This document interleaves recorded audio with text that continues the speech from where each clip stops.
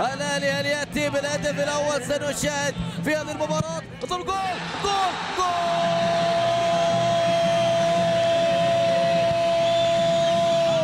الاهلي يسجل الهدف الاول في مرمى النصر الاماراتي. الراقي يسجل اول هدف في مرمى النصر الاماراتي بهدف من ركله جزاء. هدف جميل عن طريق وليد يسجل.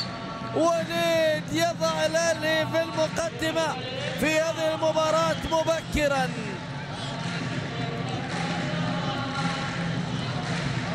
وليد 20 وهو نعم ليو ليما البرازيلي ابن ريو دي جانيريو.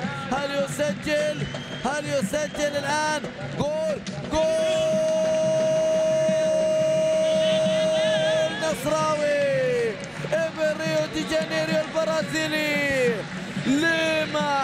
ليوناردو ليما دا سيلفا، وهدف اول لمصلحه النصر الاماراتي في مرمى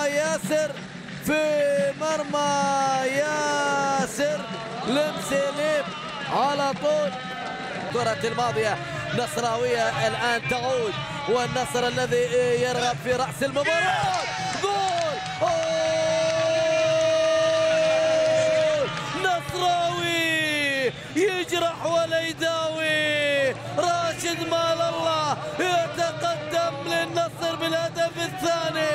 نصراوي يجرح ولا يداوي في الكرة الماضية.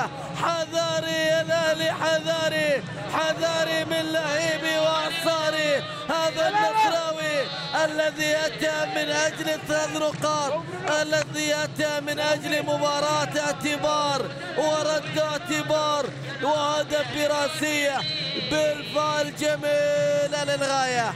عجز في هذه المرة عن ياسر المسيلي. هدفين مقابل هدف، مسات بأمسات، والكرة بعد ذلك إلى هوية.